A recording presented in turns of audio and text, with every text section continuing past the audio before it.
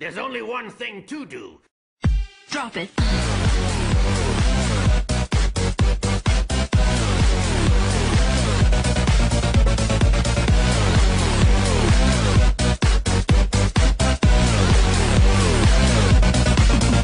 Yeah.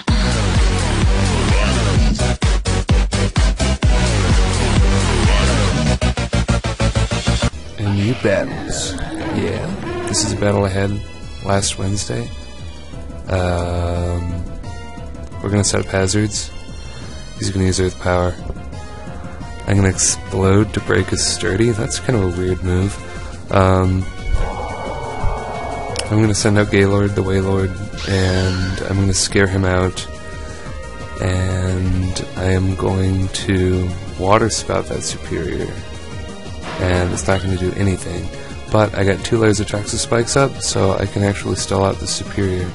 I'm beginning to remember this match as I'm watching it. I did just have it 3 days ago, but my memory is pretty bad. Superior is going to show me the taunt, which is kind of bad. I'm going to Metal Burst just to see what he's going to do. He's going to do Leech Seed, so 3 of his moves aren't attacking, which means he's got to have Giga Drain. Which means Pearl can just stall it out with toxic damage, which is great. I'm just going to switch around to ensure the toxic kill as he goes for Leech Seed again. I actually should have gone into Torterra. That would have been good. He's going to kill off Marlf with Superpower. I didn't really have anything that wanted to take a superpower, so that's my reasoning for staying in and just getting smacked with the superpower. Now I'm going to bring out Happy Tree. He's the late game sweeper of this match. I'm going to Rock Polish while he switches. I know for a fact that unless I get a crit, Altaria is going to survive my Stone Edge, so I don't want any of that. I'm going to get out of there, and Pearl is going to take a Toxic to the face. Now Altaria is going to do its sacrifice thing and use Ghost Curse to wear down the Altaria. I'm going to go for not Guts Facade. For some reason he is going to Toxic me. I have really no idea why. And then, what is even more bizarre, he's just going to switch into Cinccino out of nowhere and take a Facade. So that is pretty huge. Definitely the worst thing you could ever do. Cinccino is definitely like the best, or one of the best any Pokemon out there, like other than Regirock or something. So that really sucks. I'm going to take out his Absol while he sets up on Happy Tree, which is awesome. Regigigas is badly poisoned and behind a sub, so it's basically the Superior story all over again.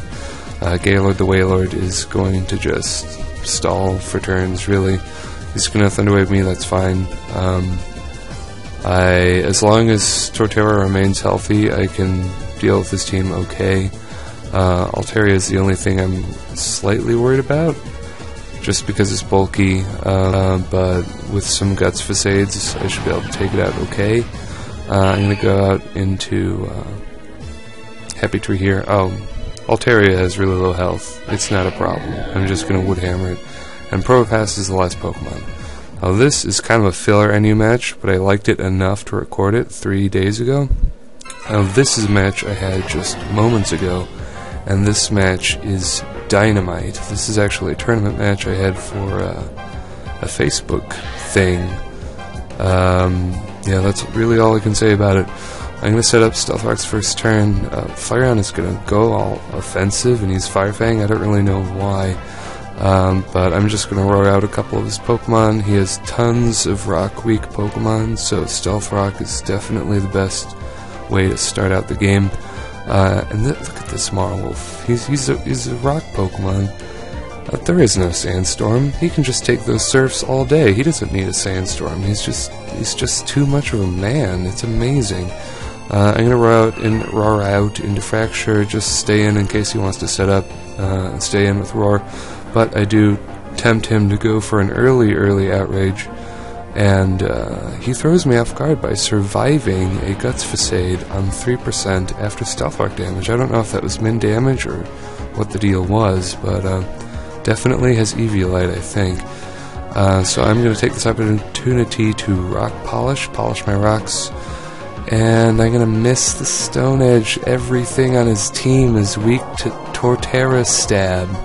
Everything, except for the Stone Edge, but I mean, everything's weak to ground, or yeah, just like everything he has is weak to ground and grass and rock. So that was pretty important of a thing. So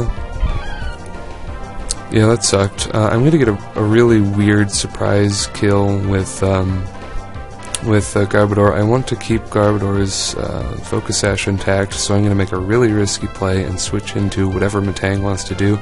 He goes for Earthquake, which I wasn't predicting at all. I thought he was going to Meteor Mash, but it just turned out okay. Now this turn is the most important turn, or the one before this. My double switch into Gaylord while he switched into Flareon. If I hadn't done that, my momentum would have worn down, and I would have lost this match. Flareon is specially defensive, and he's going for the Wish Protect, which is really weird. It's going to go for the Fire Fang, and that's just going to make me go faster. I'm going to go for Explosion. I'm guessing he didn't predict that, didn't see that coming. And now it is up to Gaylord and Misdreavus, or not Misdreavus, yeah, I think so. Yeah, Misdreavus, that's right.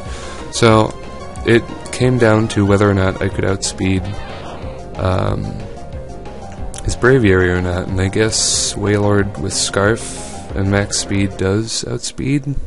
Maybe he was Adamant Nature, I don't know, but I did. So yeah, that was pretty pivotal. The double switch was pivotal. Missing that Stone Edge was huge, but I somehow made it back in the end, and I think that was my round 3 match. My first 2 matches were buys, because this is a Facebook tourney and like nobody's doing their matches. But I mean, I was about to go to bed, and then this guy, he added me on Skype and wanted to battle, and that's the quickest way to get a match with me. So I'm like, alright. And I had this amazing game that you just watched, and I had to make a video out of it straight away. So that is going to be my story, and stay classy, YouTube. Alright, bye.